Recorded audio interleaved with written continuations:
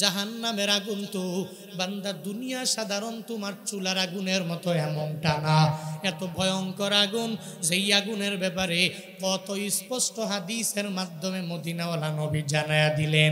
একটা হাদিসে ওই জাহান্নামের আগুনের বর্ণনা দিতে যাইয়া আমার নবী জানায়া দিয়েছে, ও কিদা আলান্নারি আলফা সানাতিন হাত্তা ইবিওয়াদ্দাত সুম্মা ও কিদা আলাইহা আলফা সানাতিন হাত্তা ইহমাররাত সুম্মা উকিদা আলাইহা আলফা সানাতিন হাত্তা ইসওয়াদ্দাত ফাহিয়া সাউদা মুসলিমা।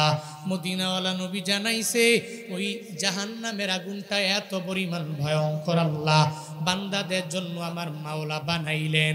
ওই জাহান্নামের আগুনের আল্লাহ পাক আদেশ দিয়া দেয়, ও আমার ফিরিস্তারা যাও যাও, ওই জাহান্নামের আগুনের 1000 বছর তোমরা জ্বালায়া দাও।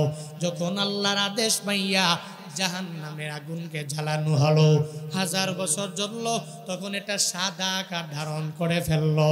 এরপরে আল্লাহ পাক কয়, এই 1000 বছর জ্বালাইলে হবে না, হবে না।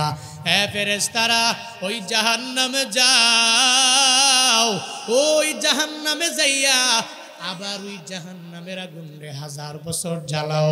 যখন আবার গজবের ফিরিস্তারা যাইয়া ওই জাহান্নামের আগুনটা আবার 1000 বছর জ্বালাইলেন। 1000 বছর জ্বালানোর পরে নবী বলেন, হাত্তা ইহমার রাত, ওই জাহান্নামের আগুনটা লাল হয়ে গেল। এরপরে আল্লাহ বলেন, ফিরিস্তারা হবে না, এই বান্দাদের এই 2000 বছর জ্বালাইলে হবে না, হবে না। ওই জাহান্নামে যাও, আর জাহান্নামের আগুন আবারও তোমরা 1000 বছর প্রজ্বলিত করায়া দাও। সুম্মা উকিদা আলাইহা আলফা সানাতিন হাত্তা ইসওয়াদ্দাত।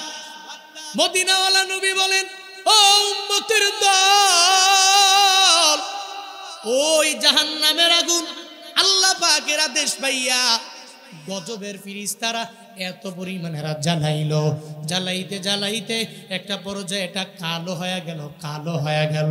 নবী বলেন, ফাহিয়া সাউদা ও মুসলিমা, ওই জাহান্নামের আগুন এখন অন্ধকারাচ্ছন্ন কালো হালতের মধ্যে আছে।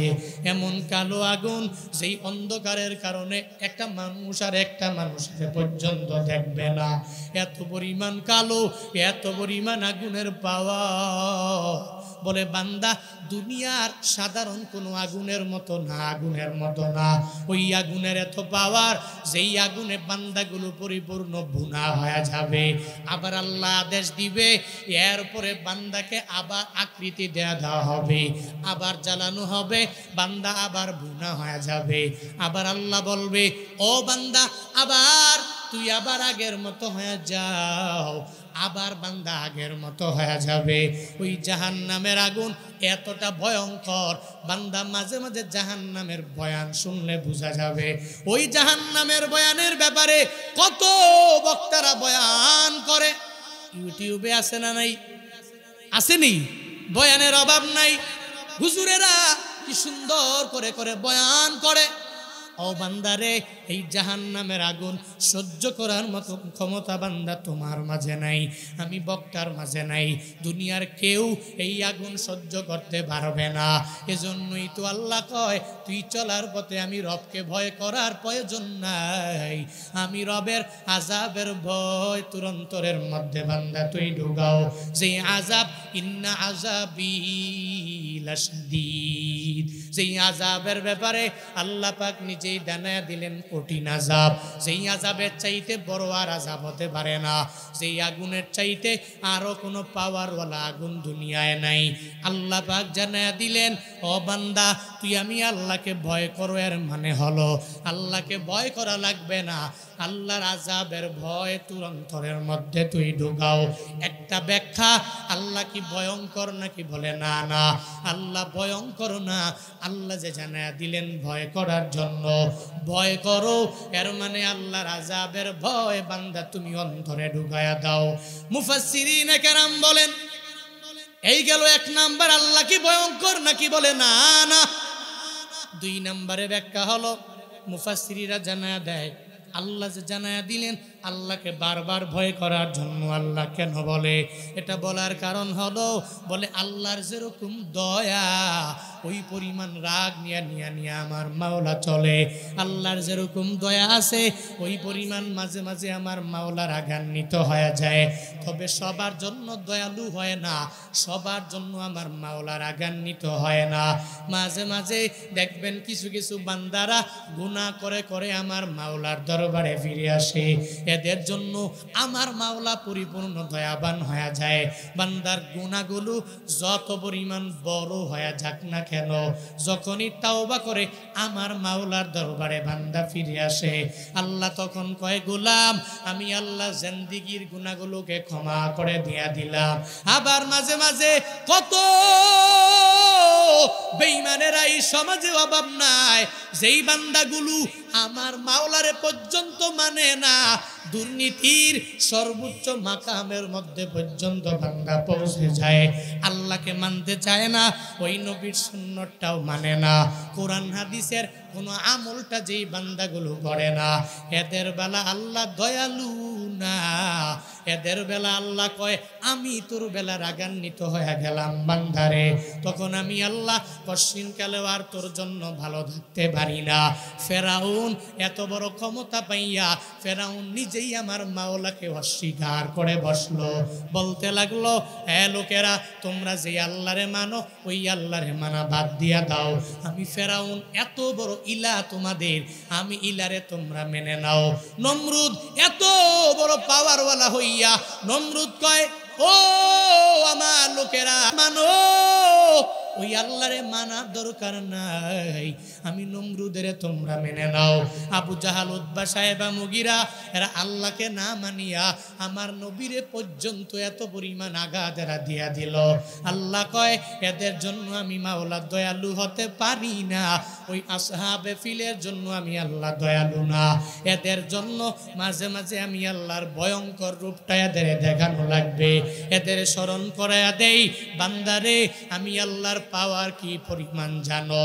লিল্লাহি মা ফিস সামাওয়াতি ওয়া মা ফিল আরদ ওয়া ইন তুবদু মা ফি আনফুসিকুম আও তুকফুহু ইউহাসিবকুম বিহিল্লাহ। বান্দারে আমি মাওলার পাওয়ারটা কি পরিমাণ জানোনি? আসমানের নিচে যা আছে, জমিনের উপর যা, সব কিছুর মাওলা হলাম আমি আল্লাহ, আবার তোরেও বানালাম আমি আল্লাহ। মাঝে মাঝে তুই যদি নিজের নেতা মনে করিয়া আমি আল্লাহকে পর্যন্ত যদি বাদ দিয়া দাও, তখন আমি আল্লাহ দয়া দেখাই না, আমি আল্লাহ তখন বড় রাগে রাগান্বিত হয়ে যাই। ও নেতারা, ও এলাকার মেম্বারেরা, ও এলাকার মাতবরেরা, মাঝে মাঝে তো আপনারা মনে করেন ক্ষমতার অভাব নাই, পাওয়ারের অভাব নাই, আমার পাওয়ারের কাছে কেউ আমার ধারে আসতে পারবে না, আমার পাওয়ারের কাছে এলাকার মেম্বার মনে করে কেউ আসতে পারবে না, চেয়ারম্যান মনে করলো, বিভিন্ন এমপি মন্ত্রীরা পর্যন্ত মাঝে মাঝে মনে করে। এই যে দেখেন না কি পরিমাণ মানুষের উপর জুলুমান নির্যাতনের স্টিম রুলার চালায়, মানুষের মানুষ মনে করে না এত পরিমাণ দুর্নীতি সর্বোচ্চ লেভেলের মধ্যে পৌঁছে গেল। আবার মাঝে মাঝে নামাজের নিয়ে কটূক্তি করে, রোজা নিয়ে কটূক্তি করে, নেক আমল নিয়ে এত পরিমাণ কটূক্তি এরা আরম্ভ করে দেয়। এই যে গত 3-4 দিন আগে এক নেতা তার নৌকার মিছিল দেওয়ার জন্য বের হয়ে গেল, মুন্সিগঞ্জ আসনের এমপি এক হিন্দু দাঁড়ায় গেল ওই নৌকা নমিনেশন পাইয়া।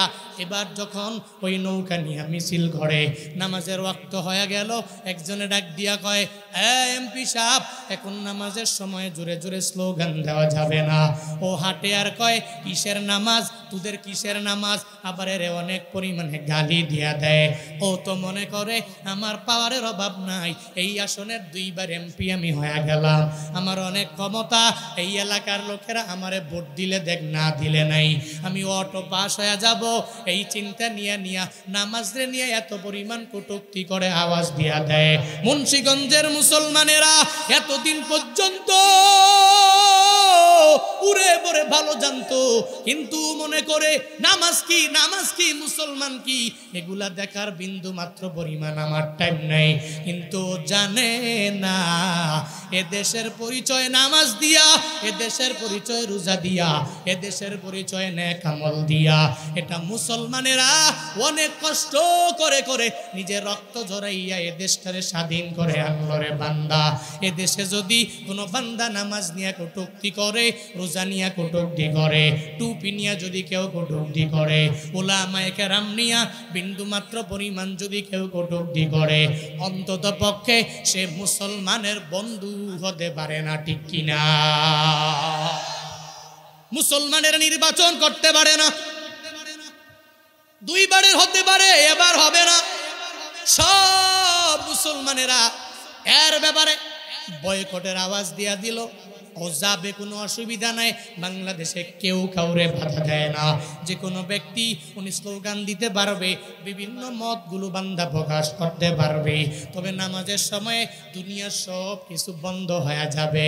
হিন্দুদের দুর্গা পূজার সময়ে দেখবেন হিন্দুদের লিস্ট দেওয়া হয়, হিন্দুরা তোরা ফজরের আজানের সময় বাজাবি না, নামাজের সময়টাকে বন্ধ রাখা লাগবে, জোহরের টাইমটাতে বন্ধ রাখা লাগবে, আসরের টাইমটাতে বন্ধ রাখা লাগবে, মাগরিবের টাইমটাতে বন্ধ রাখা লাগবে, এশার টাইমটাতে বন্ধ রাখা লাগবে। কারণ মনে রাখবি, মুসলমানের নামাজের মধ্যে আঘাত দিয়া এ দেশে অন্য কোনো অনুষ্ঠান চলতে পারে না।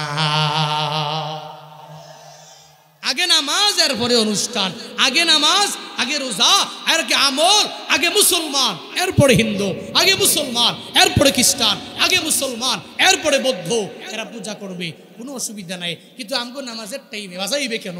নামাজের টাইমে বাজাইবে না, এরা এদের পূজা করবে। আমরাও মুসলমানের সন্তানেরা বাধা দিব না, আরো সর্বোচ্চ লেভেলের সেফটি যা দেওয়ার এদেরকে দিব। কিন্তু দুই দলের মাঝে তাতে কোনো বিপদ না হয়, কোনো কিছু সৃষ্টি না হয়।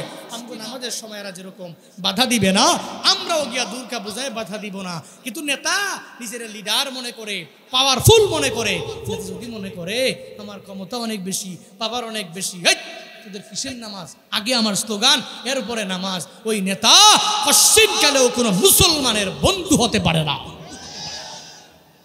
পারে?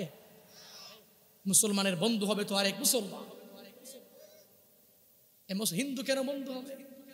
কিন্তু আমরা তো এখন হিন্দুরই বন্ধু বানালাম, হিন্দুই আমাদের সব, এই হিন্দুরে খাওয়াইলাম, হিন্দুর সাথে একসাথে বসে প্লেটে বসে খাবার খাইলাম, এই হিন্দুরে মোহাব্বত করি, ভালোবাসি। আরে কি মোহাব্বত! কই মাঝে মাঝে মুসলমানের দোকান থেকে আমি খরচ করি না, হিন্দুর দোকান থেকে খরচ করি, কারণ হিন্দুর আচরণ খুব ভালো। এরকম কিছু মুসলমান নিজেকে মুসলিম দাবি করে হিন্দুদের সাথে উঠা বসা, হিন্দুদের সাথে চলাফেরা, হিন্দুদের সাথে হাঁটে যাওয়া, হিন্দুদের সাথে বন্ধুত্ব সৃষ্টি করা, বন্ধন তৈরি করা, এমন কিছু মুসলিম সমাজে আছে না নাই? অথচ মুসলমানেরা, হ্যাঁ যুবকরা, স্কুলে পড়ো, কলেজে পড়ো, ভার্সিটিতে পড়ো, অসুবিধা নাই, সাবধান, ওখানে তোমার হিন্দু বন্ধু আছে। কিন্তু হিন্দু বন্ধু থাকলেই মুসলমান বন্ধু বাদ দিয়ে হিন্দুর সাথে চলাফেরা। বন্ধু কইছে বন্ধুর দুর্গা পূজায় যাওয়ার জন্য, দুর্গা পূজায় গিয়ে প্রসাদ খাওয়া, সাবধান, এটা কোনো মুসলিমের দ্বারা মানায় না। ইন্নামাল মুশরিকুনা নাজাসুন, যারা দুনিয়াতে শিরিক করে, এই মুশরিকরা, এরা অপবিত্র। আর এই অপবিত্র জায়গায় যে অপবিত্র প্লেট দিয়ে অপবিত্র খাবার তুমি তোমার পবিত্র পেটের মধ্যে ঢুকাইয়া আল্লাহকে বারবার ডাকো, বারবার ডাকো, এটা আসমানের নিচে থাকবে, আরশে মুআল্লা পর্যন্ত যাবে না, ঠিক কিনা? ঠিক কিনা? তুমি মুসলমান, তোমার গায়রত আছে, তোমার ব্যক্তিত্ব আছে, তুমি পাওয়ারফুল মানুষ, তুমি ব্যক্তিত্ব নিয়ে চলবে। তোমার এত পরিমাণ ব্যক্তিত্ব হবে যে আমি কেন হিন্দুর সাথে খাবো? হিন্দু কি কোনো সময় আমার ঈদের সময় আমার ঘরে এসে সেমাই খাইছে? এই বলেন খাইছে? আমি যে এলাকায় বসবাস করি, আমার নিজের এলাকায় হিন্দুর অভাব নাই, অনেক হিন্দু। কই আমি আমার লাইফে আমি একটা বার দেখি নাই কোনো হিন্দু কোনো মুসলমানের ঘরে ঈদের দিনে আইসা ওই ঈদের দিনটাকে উদযাপন করেছে। কিন্তু তুমি মুসলমান, নিজেকে মুসলিম দাবি করো, কপাল পোড়া, তুই কিন্তু দুর্গা পূজায় যাইতে ভুলো না। তুই কিন্তু এদের কত শ্রী শ্রী দুর্গা এগুলা গিয়ে গিয়ে ওই মূর্তির সামনে বৈশা যে প্রসাদ দিয়া দিল, ওই প্রসাদ তুই খাইতে ভুলো না। তুই হিন্দুর সাথে এক প্লেটে খাবার খাইতে বসো, কপাল পোড়া মুসলমান, নিজেরা মুসলিম দাবি করো, তুই কেমন মুসলমান? তুমি রমজান এলে রাখো না রোজা, দিনকে করো আঘাত, পয়সা করির নেই তো অভাব, দাও না তো যাকাত। তুমি ইমানদারির বড়াই করো, নেই তোমার ইমান, ইমানদারির বড়াই করো, নেই তোমার ইমান। তুমি কেমন মুসলমান, তুমি কেমন মুসলমান, কেমন মুসলমান, তুমি কেমন মুসলমান। তুমি সুদের টাকায় প্রাসাদে গড়ো, ঘুষও ছাড়ো না, দিন দুঃখী না খেয়ে মরে খবর রাখো না।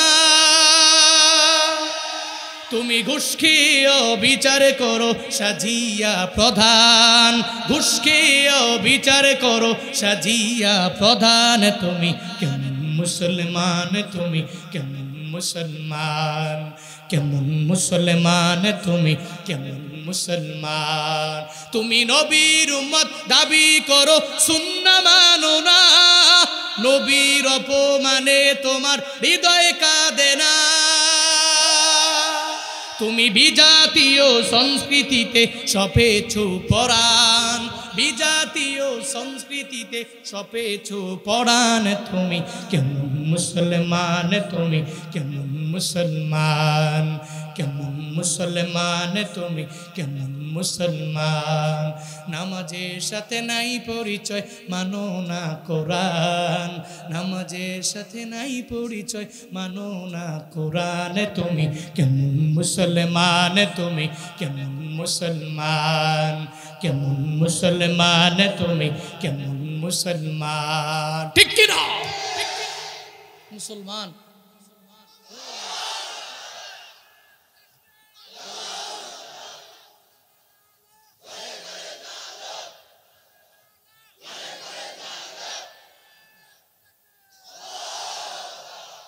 মুসলমান একজনে আরেকজন মুসলমানের বন্ধু হবে। বিজাতীয় যত সংস্কৃতি আছে, এই সংস্কৃতি কোনো মুসলিম ঘরের পোলা এই সংস্কৃতি লালন তার অন্তরে করতে পারে না। কিন্তু তোমরা ওয়াজও শুনো, আবার দেখো যে মেসি কোন সময় কোন কাটিং দেয়, আবার ওইটাও করো। কি এটাও ঠিক? হ্যাঁ, এমবাপ্পে কি কাটিং দিল, এর চুলের মতো তোমরা চুল কাটো। এরপরে আর্জেন্টিনা ব্রাজিলের জের ধরে তোমরা এক ভাই আর এক ভাইয়ের উপরে আঘাত করো, এক বন্ধু আর এক বন্ধুকে ছেড়ে চলে যাও, স্বামী স্ত্রী পর্যন্ত তালাক হয়ে যায়। ঠিক কিনা? মুসলমান, মুসলমান তুমি, তোমার পরিচয়। আরে ভাই, তোমার তো ব্যক্তিত্ব আছে, তোমার ব্যাকগ্রাউন্ডে একজন আল্লাহ আছে, পয়গাম্বর আছে, তোমার ব্যাকগ্রাউন্ডে তো তোমার একটা ধর্ম আছে। তুমি চলার পথে উল্টাপাল্টা চলবা, উল্টাপাল্টা চুল কাটবা। তুমি তোমার ধর্মটা কি হিন্দু ধর্মের মতো মনে করেছো? এই ধর্ম তো এমন ধর্ম, ইন্নাদ্দীনা ইনদাল্লাহিল ইসলাম, এই ধর্ম এটা আল্লাহর কর্তৃক, আল্লাহর পক্ষ থেকে মনোনীত ধর্ম। এই ধর্ম ছাড়া পৃথিবীর সব ধর্ম একটাও আল্লাহর কাছে গ্রহণযোগ্য ধর্ম। তো তুমি গ্রহণযোগ্য ধর্মের একজন অনুসারী হয়ে নিজে কেমনে উল্টাপাল্টা চলো? আল্লাহ পাক আমার যুবকদেরকে হেদায়েত দান করেন, আরো জোরে পড়েন। আল্লাহ পাক যুবক ভাইদেরকে বুঝ দান করেন। খারাপ লাগতেছে আপনাদের? এই কষ্ট পাচ্ছেন নাকি আপনারা? কাকে ভয় করব? আল্লাহকে ভয় করো। এর মানে আল্লাহকে ভয়ঙ্কর না।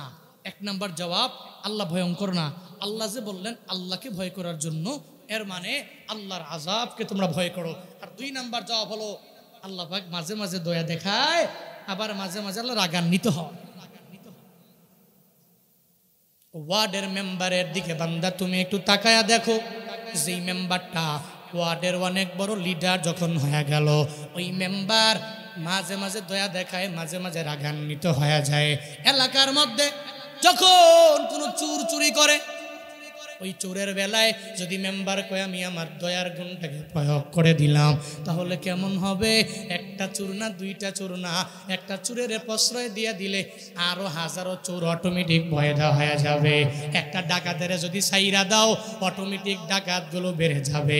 এলাকার মাতবরেরা এরা দয়ার গুণ নিয়ে চলবে, আবার রাগের গুণটা নিয়েও চলা লাগবে। যখন এলাকার মধ্যে সন্ত্রাস বেড়ে যাবে, দুর্নীতি বেড়ে যাবে, কোনো চাঁদাবাজ বের হয়ে যাবে, একটা মানুষ আরেকটা মানুষের উপর যখন জুলুম করবে, তখন ওই মেম্বার দয়ার গুণ দেখাবে না, তখন এমন পরিমাণ রাগ সে হয়ে যাবে, ওই সন্ত্রাসটাকে দুনিয়া থেকে বিদায় করে দেওয়ার জন্য সব কিছু সে করবে। বিন্দু থেকে বিন্দু মাত্র পরিমাণ তখন দয়ার গুণটা বান্দা প্রয়োগ করবে না। কিন্তু সমাজের মধ্যে যখন ইমামেরা খতিবেরা যখন কোনো ভালো কাজগুলো যখন এরা করবে, তখন মেম্বারটা ইমামের যায় সাপোর্ট দিয়া দিবে, ইমামের মন দিয়া ভালোবাসবে। এলাকার মেম্বারের দুইটা গুণ, এক নম্বরে দয়া আর এক নম্বরে রাগ। চেয়ারম্যানের দুইটা গুণ, এক নম্বরে দয়া আর একটা হলো রাগ। এমপির দুইটা গুণ, একটা দয়ার গুণ আর একটা হলো রাগের গুণ। ও বান্দারা, দুনিয়াতে যদি মেম্বার ওয়ার্ডের নেতা হওয়ার পরে মেম্বারের যদি দুইটা গুণ লাগে, আর যিনি চেয়ারম্যান হয়ে গেল, ওই চেয়ারম্যান যদি তার ইউনিয়নের নেতা হওয়ার কারণে দুইটা গুণে গুণান্বিত হওয়া লাগে, মেম্বার অফ পার্লামেন্ট উনি ওনার উপজেলার নেতা হওয়ার পরে যদি দুইটা গুণে গুণান্বিত হওয়া লাগে, বাংলাদেশের প্রধানমন্ত্রী হওয়ার পরে যদি দুইটা গুণে যদি গুণান্বিত হওয়া লাগে, আমার মাওলা কত পরিমাণ বড় লিডার রে বান্দা। আমার মাওলা তো আসমান আর জমিনের মালিক। ওই রবের দুইটা গুণ কেন থাকবে না? আল্লাহ পাক দুইটা গুণ নিয়ে বান্দা চলে, এক নম্বরে দয়ার গুণ, দুই নম্বরে আমার মাওলার রাগের গুণ। তবে তুমি চলার পথে ওই মাওলার রাগের রুশানলে পড়বা না, দয়ার গুণটার রুশানলে বান্দা পড়ে যাবা। আল্লাহর পক্ষ থেকে কেমনে দয়ার গুণটাকে গ্রহণ করা লাগবে। ও বান্দারে, তুমি গুনাহ করে করে করে করে অন্যায় করে করে অপরাধ করে করে নিজের অনেক বড় অপরাধী মনে করবা না। আমার মাওলার দরবারে বান্দা তুমি ফিরা যাবা। এই গুনাহের জন্য চোখের পানি ফালাইয়া মাওলার দরবারে কান্না করবা। তোমার গুনাহ বড়, আমার মাওলা তোমার গুনার চাইতেও দয়ার পরিমাণটারে এত পরিমাণ বাড়ায়া দিলেন রে গোলামেরা। আল্লাহ পাক মাঝে মাঝে পৃথিবী যত বড় বড় গুনাহ করনেওয়ালা ওই নাফরমানকে পর্যন্ত আমার মাওলা ক্ষমা করে দেয়। শুনে নাও কেমন ক্ষমা আমার মাওলা করে দেয়। নবীজির জামানায় এক যুবক, ওই যুবকটা এক জায়গায় বসে বসে চোখের পানি ফালায়া ফালায়া বারবার কান্না করে। হযরতে ওমরে ফারুকে আজম, আমার নবীর সাহাবী, আশারায়ে মুবাশশারাদের মধ্যে দ্বিতীয় নাম্বার, নবীর দরবারে যাওয়ার জন্য রওনা করলেন। যাওয়ার পথে তাকায়া দেখে এক যুবক হাউমাউ করে কান্না করে। ওই যুবকের কান্না দেখে ওমরে ফারুকে আজমের চোখ দিয়ে অটোমেটিক পানি চলে আসে। এবার ওমরে ফারুক ওই চোখের পানি ছেড়ে দেয় আর জানায়া দেয়, যুবক তুই কেন কান্না করো? কান্না করার মানেটা কি? জুয়ানকালে তো কেউ কান্না করতে পারে না, কিন্তু তুই কেন বারবার কান্না করো? এই কথা বলার পরে যুবক ওমরে ফারুকের জানায়া দে, ওমর রে, আমি এত বড় গুনাহ করেছি যেই গুনাহ আমার মাওলা ক্ষমা করবে না, যার কারণে ওই গুনাহের দিকে কর্ণপাত করে করে আমি চোখের পানি ফেলায় কান্না করি। ওমরে ফারুক বলে, ও যুবক, তোর গুনাহের কথা আমায় তুই বলো। ও বলে, না ওমর রে, আমার গুনাহের কথা আমি তোরে বলবো না। যখন বলবে না, বারবার বলবে না, ওমরে ফারুক নবীর দরবারে রওনা হয়ে গেলেন। চোখের পানি মুছতে মুছতে যখন নবীর সামনে গিয়া হাজির হয়ে গেলেন, নবী আমার বলে, ও আমার সাহাবী ওমর, তুমি তো কান্না করো না, তুমি আমার এমন সাহাবী, কেউ তোমারে আঘাত করতে পারে না রে ওমর, তুমি কেন চোখের পানি ফালায়া ফালায়া আমি নবীর দরবারে কান্না করো? ওমরে ফারুক ডেকে বলে, ও পয়গম্বর, আপনার দরবারে আসার সময় আমি তাকায়া দেখি এক যুবক হাউমাউ করে করে কান্না করে। ওর কান্না দেখে আমি আমার নিজের কান্নাটা পর্যন্ত ধরে রাখতে পারি নাই। নবী গো, এর কান্না এত পরিমাণ কান্না, ও গড়ায়া গড়ায়া পর্যন্ত কান্না করে। নবী আমার ডেকে বলে, ও উমর, যুবক কেন কান্না করে? বলে আমার জানা নাই। বলে যুবকের দরবারে যাও, ওই যুবকের দইরা আমি নবীর দরবারে নিয়ে আসো। নবী যখন উমরে ফারুকের ওই যুবকের আনার জন্য আদেশ দিয়া দিলেন, যুবকরে দইরা আমার নবীর সামনে যখন নিয়ে আসা হলো, নবী আমার ডেকে বলে, যুবকরে তুই নাকি গড়ায়া গড়ায়া গড়ায়া গড়ায়া কান্না করো, কেন কান্না করো? যুবক আমার নবীরে ডেকে বলে, নবী গো, আমি এত বড় গুনাহ করেছি, আমার গুনাহ আমার মাওলা ক্ষমা করবে না, করবে না, করবে না। এই চিন্তা নিয়া নিয়া আমি চোখের পানি ফালায়া ফালায়া কান্না করি গো নবী। নবী আমার ডেকে বলে, ও যুবক, তোর গুনাহ কি এত বড়? কি গুনাহ তুই করেছো? আমার মাওলার আরশ বড় নাকি তোর গুনাহ বড়? তখন যুবক আমার নবীরে জানায়া দেয়, নবী গো, ও নবী গো, আমার গুনাহ এত বড়, আল্লাহর আরশের চাইতেও আমার গুনাহের পরিমাণ বড়। আমার আল্লাহর আসমান বড় নাকি তোর গুনাহ বড়? ওই যুবক জানায়া দেয়, ও নবী আমার গুনাহ এত বড়, আমার মাওলার আসমানের চাইতেও আমার গুনাহ এত বড়। যখন বারবার নবীকে বলে, ও নবী, আমার গুনাহটা ছোট না, অনেক পরিমাণ বড়। নবী আমার তাকে বলে, যুবক তাহলে তুই হত্যা করেছ? বলে না না নবী, আমি কাউকে হত্যা করি নাই গো নবী। ও যুবক রে, তাহলে তুই কি শিরিক করেছ? বলে না না, আমি শিরিক করি নাই। তাহলে কুফরি করেছো? বলে না না নবী আমার, আমি নিজে কুফরি করি নাই। তাহলে কি গুনাহ করেছো?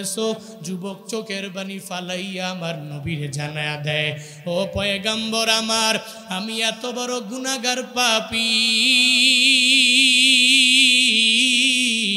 এই এলাকার যত লাশ, ওই কবরগুলো আমি খনন করে ঘরে ঘরে, একটা মানুষের যখন কবরের মধ্যে দাফন করে দেওয়া হয়, আমি কবরে ঢুকি, আর ওই কবর থেকে ওই লাশের দাফন কার্য করলো যেই কাপড় দিয়া, ওই কাপড়টা নিয়া আমি কবর থেকে উঠে নিয়ে বাজারে বিক্রি করি, আর ওই বাজারে বিক্রি করে আমি জীবিকা নির্বাহ করি। আমি এই গুনাহটা অনেক অনেক মাস যাবত কন্টিনিউ যখন করতে লাগলাম, আজ থেকে কয়েকদিন আগে আমি এক কবরের মধ্যে ঢুকলাম। ওই কবরে ঢুইকা দেখি এক যুবতীর লাশ। ওই যুবতীর দেখে আমি আমার নিজেকে পর্যন্ত ধরে রাখতে পারলাম না গো নবী। ওই যুবতীর লাশ দেখে আমার মনটা এমন হয়ে গেল যে যুবতীর সাথে আমার একটু কবরে জেনা করা লাগবে। ওই সময় আল্লাহ কি আমারে দেখে, এই চিন্তা আমার মাঝে নাই। আমি ওই যুবতী মেয়ের সাথে আমি তার কাফনটাকে যখন খুলে ফেললাম, সে উলঙ্গ হয়ে গেল। আমি কবরের মধ্যে ওর সাথে জেনার কাজের মধ্যে লিপ্ত হয়ে গেলাম। আমি কবরের মধ্যে যুবতীর সাথে জেনা করে আমার কাজ শেষ করার পরে যখন আমি কাপড়টা নিয়ে উপরের মধ্যে আমি উঠে আসব, তখন নবী গো, একটা গাইবী আওয়াজ আমি নিজের কানের মধ্যে শুনতে পেলাম। আমার মনে হলো ওই যুবতী মাইয়া আমারে ডাকে, ও যুবক, তোর ঘরে কি মা বোন নাই? আমার পরিবারের লোকেরা আমার মরণের পর এই কবরের মধ্যে রাইখা দিয়া গেল, তুই কবরের মধ্যে আসছো ভালো কথা, আমার কাফনটারে নিয়ে গেলি তুই ভালো কথা, আবার আমার এই কবরের মধ্যে উলঙ্গ করে করে আমার সাথে জেনা করে এরপরে তুই চলে গেলা। যুবক রে, তোর ভিতরে কি আমার মাওলার বিন্দু মাত্র পরিমাণ ভয় কি তোর নাই? আমার আল্লাহকে কি ভয় করো না? হ্যাঁ যুবক, তুই কি কবরে আসবি না? আমি কবরে এসেছি, তোরও আশা লাগবে। এই কবরে এমন কেউ নাই যে কবরের মধ্যে আসবে না। এই কবরের সাথে মাটির সাথে যার মোলাকাত হবে না, পৃথিবীতে এমন কোনো বান্দা নাই। যুবক ডেকে বলে, ওই দিন থেকে ওই যুবতীর কথা শুনে আমি আর নিজেকে ধরে রাখতে পারি না। আমার মনে হলো আমি এত বড় অন্যায় আমি করি, এত বড় অপরাধ আমার দ্বারা হয়ে গেল, আমার আল্লাহ ক্ষমা করবে কি করবে পারবে না, এই গ্যারান্টি নবী আমি নিজেও দিতে পারি না। এজন্য আমি রাস্তায় গড়াইয়া গড়াইয়া চোখের পানি ফালায়া ফালায়া কান্না করি, আর নিজেরে আমার অনেক বড় অপরাধী মনে হয়ে যায়। ও এলাকার জালেমেরা, নফসে আম্মারা দুকায় পড়ে যারা গুনাহ করো, ওদিনও আমি আমার ড্রাইভারকে বললাম, হ্যাঁ ড্রাইভার, দুনিয়াতে যেই ব্যক্তিগুলো একজন আর একজনের হক মাইরা খায়, একজনে আর একজনের উপর জুলুম করে, একজনে আর একজনের উপরে নির্যাতন করে, যারা করে এরা যখন বৃদ্ধ হয়ে যায় তখন অটোমেটিক ওই জুয়ান কলের কথাগুলো অটোমেটিক মনে পড়ে যায়। ও মনে মনে চিন্তা করে, আইরে জুয়ান কালে কি পরিমাণ গুনাহ আমি করলাম। ও মুরব্বী বাবারা, মাঝে মাঝে ঘুমাইলে দেখবেন মনে পড়ে জুয়ান কালে কত মানুষের ডাব চুরি কইরা খাইছেন, নারিকেল চুরি কইরা খাইছেন, এখন যুবকেরা যেমনে খায়,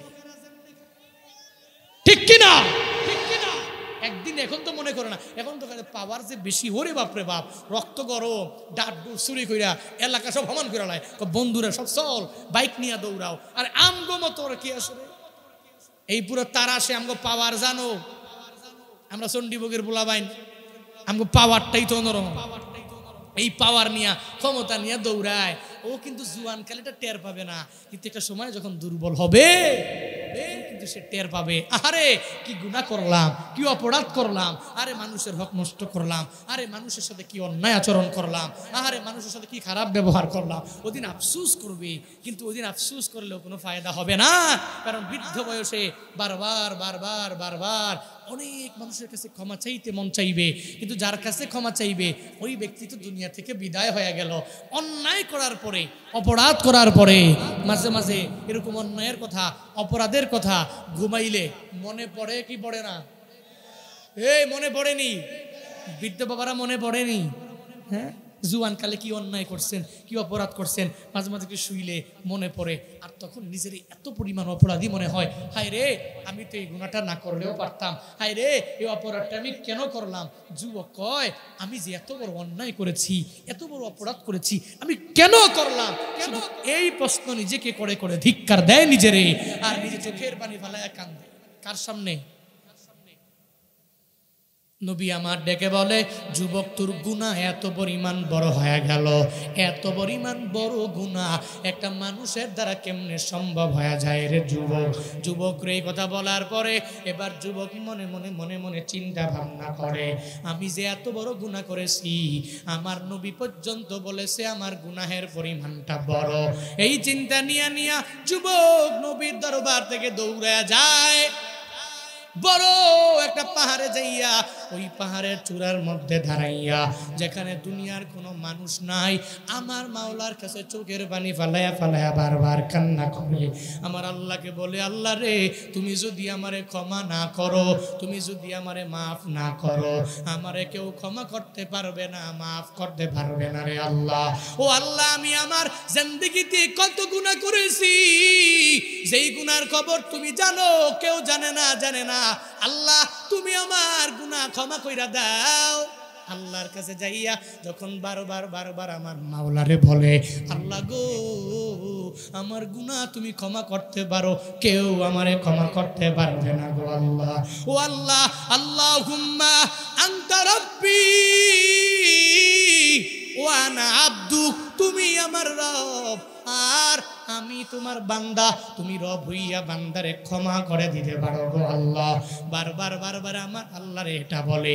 সাইয়্যিদুল ইস্তিগফার এটা আছে যে ইস্তিগফার যখনই বান্দা করবে, আল্লাহ বান্দার বড় থেকে বড় গুনাহগুলোকে ক্ষমা করে দিবে। ওই সাইয়্যিদুল ইস্তিগফার পাহাড়ের চূড়ার মধ্যে যুবকটা দাঁড়ায়া দাঁড়ায়া বলে, আল্লাহুম্মা আনতা রাব্বি লা ইলাহা ইল্লা আনতা খলাকতানি ওয়া আনা আবদুক ওয়া আনা আলা আহদিক ওয়া ওয়া'দিকা মাসতাতা'তু আউযু বিকা মিন শাররি মা সানাতু আবুউ লাকা বিনি'মাতিকা আলাইয়া ওয়া আবুউ লাকা বিযামবি ফাগফিরলি ফাইন্নাহু লা ইয়াগফিরুয যুনুবা ইল্লা আনতা। এই যে একটা দামি দোয়া, যেই দামি দোয়াটা হলো ইস্তিগফারদের নেতা, লিডার। ওই সাইয়্যিদুল ইস্তিগফার বান্দা যখন পাহাড়ের চূড়ায় দাঁড়ায়া আমার আল্লাহরে বারবার বলে, ও আল্লাহ, আমি এত গুনাহ করেছি, আমি এত বড় অপরাধ করে ফেললাম গো আল্লাহ, তুমি ছাড়া আমার মার্জনাকারী কেউ নাই, তুমি ছাড়া দুনিয়ার কেউ আমারে ক্ষমা করতে পারে না গো আল্লাহ। বারবার ওই যুবক ওই পাহাড়ের চূড়ায় দাঁড়াইয়া আমার মাওলারে যখন বলে, আমার আল্লাহর কাছে যুবকের কান্নাটা বড্ড পছন্দ হয়ে গেল।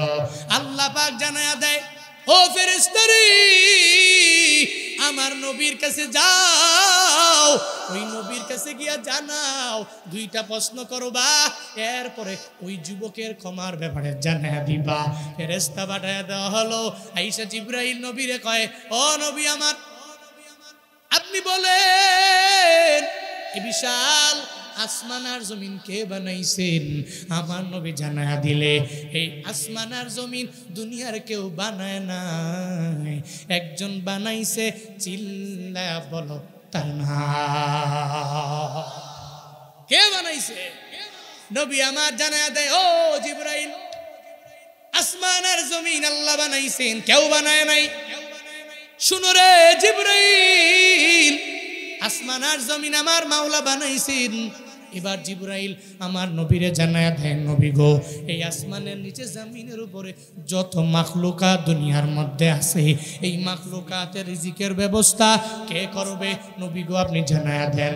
নবী বলে, আল্লাহ ছাড়া এই রিজিকের ব্যবস্থা দুনিয়ার কোনো মানুষ করতে পারবে না, দুনিয়ার কোনো ব্যক্তিরা এই রিজিকের ব্যবস্থা করতে পারবে না। এবার সঙ্গে সঙ্গে জিবরাইল আমার নবীরে জানায়া দেয়, নবী আমার, যে আল্লাহ আসমান বানাইলেন, যে আমার মাওলা জমিনটারে বানাইলেন, যে আমার মাওলা সব মানুষের রিজিকের ব্যবস্থাটা পর্যন্ত আমার মাওলা করেন, ওই আল্লাহ কি একটা বান্দারে ক্ষমা করে জান্নাতের মধ্যে দিতে পারবে না? আমার মাওলার দয়া এত, ও নবী গো, ওই যুবকের আপনার দরবার থেকে আপনি ফিরাইয়া দেওয়ার পরে ওই যুবক পাহাড়ের চূড়ায় দাঁড়াইয়া আমার আল্লাহরে এত পরিমাণ জোরে জোরে বান্দা ডাক দিল, আমার মাওলার কাছে বড্ড পছন্দ হয়ে গেল। জিবরাইল, আমি এসেছি নবী গো, যেই যুবকের আপনি ফিরাইয়া দিছেন, ওই যুবক পাহাড়ের চূড়ায় গিয়া দাঁড়াইয়া আমার মাওলাকে এত পরিমাণ আল্লাহ বলে ডাক দিয়েছে, আমার মাওলার কাছে যুবকের কান্নাটা বড্ড পছন্দ হয়ে গেছে।